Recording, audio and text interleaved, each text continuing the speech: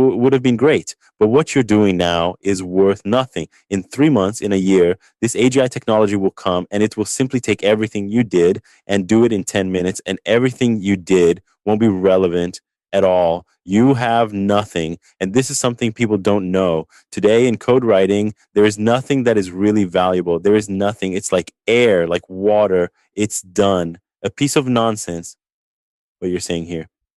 It's it's true, it's true. There's nothing in it. It's like talking. Just like you talk, the code is created and it will get better and better. Think about it.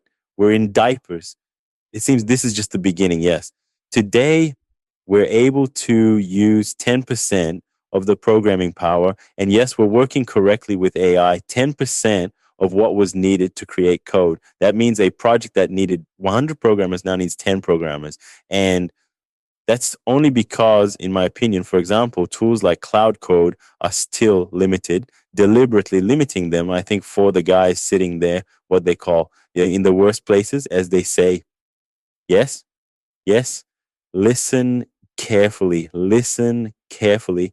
Keep in mind that for them, it already runs on a completely different level than what they released to you. And all the millions of people who today are excited about Cloud Code, what what those entities have is already much, much, much more advanced. And we, not for nothing, Elon Musk comes in. You know, you tell that joke that Elon Musk took out microhard. You know that it's a joke that became true. Microhard, no.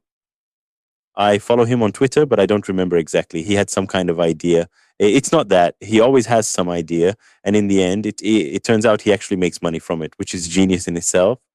This is Microsoft, right? Well, he built MicroHard. Now, what is MicroHard? Essentially, he came to a conclusion, and he's 100% right. He's 100% right because he just knew it earlier. He already had the technology in place.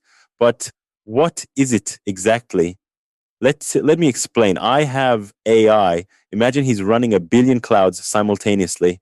Okay, he has no problem with money limitations, no account limitations. He has the AI, and that's it. Imagine a billion clouds running in parallel, synchronized, communicating with each other. Now imagine they are working on 10,000 Microsoft operating systems, working with them and learning. Consider that the AI alone can create a version without Windows IP, that it simply makes it itself. The AI learns independently and runs it on Ubuntu. And this is real. That's why he does microhard. It's kind of a joke, but what's behind it? Software is no longer relevant. But, there's a point here that's very frightening to most people for two reasons. First, as a human, it's hard for most of us to keep up with everything that's happening because, as you said, what you're doing now might be obsolete in 3 months. It's very hard for us because, first of all, when we as humans learn and do things, it takes time. So we might be using in technology that came out only 3 or 6 months ago because we can't catch up with the gap. Then this fear arises that if software is no longer relevant, and today everything runs on software, and people are hired to work work with software in most professions worldwide. What will happen to jobs? Look, I see it this way: there will simply be many new professions, and most of the work won't be doing the jobs we've done until now. It will just be different, either managing things or orchestrating properly. And I think we're already quite there, even with what we do today. I write less code now, about 80-90% of the time. I do other things that, or for example, AI finds difficult. For instance, building an app, you do it with some kind of low code, but connecting it to production and getting the app through all the Apple gradations and such, that's harder. And then that's where we spend most of our time today, most of the time. But how do you see it from your side? I mean, regarding work, the whole programming thing. I'll tell you, I look at this from two perspectives, one from above and one from everyday life. From above, I think humanity faces a crucial choice about where it is headed. The fundamental question is whether this technology will be taken to good places or bad places. What we're seeing now with Iran is very connected to this, in my opinion. there's a question of whether this will lead to chaos, wars, and power struggles. Not necessarily missile wars, but conflicts nonetheless. Will this power be used for harmful purposes, or will we take it to good places like creating productivity? Yeah, you're right to say we'll work on different things, but what does working mean? We could work primarily to create better lives for ourselves. We can come and create things with artificial intelligence. In mathematics, there's a concept of something discrete and something tending toward infinity. AGI isn't infinite. It is created in this world in a discrete way. It's not some unique or infinite intelligence. It's discrete. If I delve a bit into mathematics, you can think of it as something you can ride no matter how fast it progresses. Imagine it like a very fast horse you ride, and as a result, you suddenly see new landscapes and can live better. Maybe instead of working 12 hours a day, chasing a livelihood month to month, or two parents barely seeing their children, we'll suddenly have much more time to spend together. Perhaps we'll solve problems we never thought possible and focus on improving quality of life. For example, the smog we see here in Israel is strange, very strange. It's not by chance that someone like Elon Musk talks about space. You know, as humanity, we've made many mistakes here, but with AGI and technology, we can fix things and live properly. Why do we live with polluted air? Why do we spend an hour and a half in traffic jams? Why is there a crazy bureaucracy for everything we want to achieve related to the state and other things? Why do we have to wait hours and days in line? This happens worldwide, not just here. The traffic jams we have here exist in Los Angeles, Bangkok, and everywhere. So we could choose to live better lives if we want, or we could take it in a greedy direction.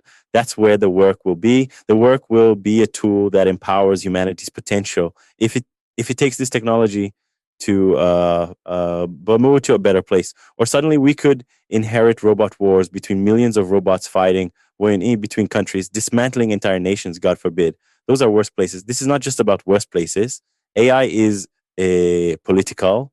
For the first time in history, technology has become political, intertwined hand in hand. This is something more powerful than nuclear weapons because it's the first time technology is spilling over into areas where performance matters. Compared to AI, especially at the AGI stage, it will be something entirely different with completely different capabilities. Imagine a scenario where in a year, Elon Musk releases his first robots.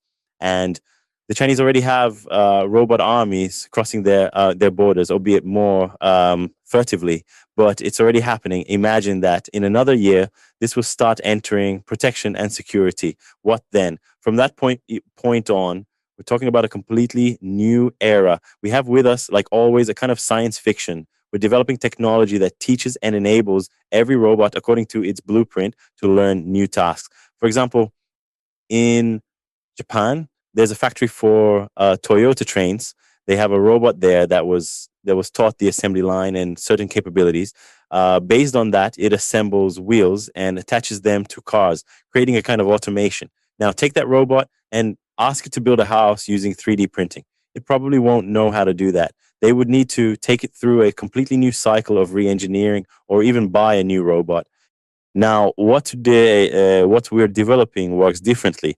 The robot learns and is explained how to take its existing capabilities and adapt them to new skills needed in reality, including physical constraints. This is starting to reach physical domains. We're just at the very beginning. What I mean is, we've moved to agentic AI, which is not even AGI yet and hasn't touched robotics. Now it's like we stand before a 6,000 kilometer high iceberg and we're on the third side. I always say it's like holding an iPhone 4 in your hand. No, why would I talk about an Ericsson 998 with a giant antenna? Let's talk for a moment about the companies truly leading these moves for many years, like Musk, Jensen, and Nvidia. What do you think they know that we're really not aware of?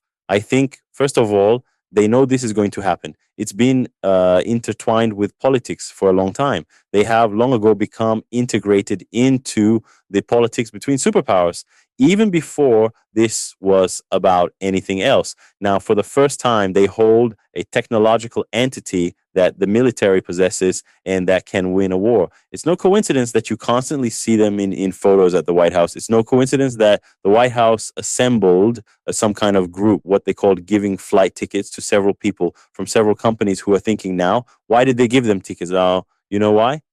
It's not about money anymore. Elon Musk and Gen Z say it's no longer about money. It's about influence. For the first time, a tech company is no longer tied to money. It's beyond that. Its influence is stronger because what this depends on is the new situation created here, the ability of the superpower like the United States to continue being a superpower in the next 50 years goes hand in hand with its ability to lead the world in AI.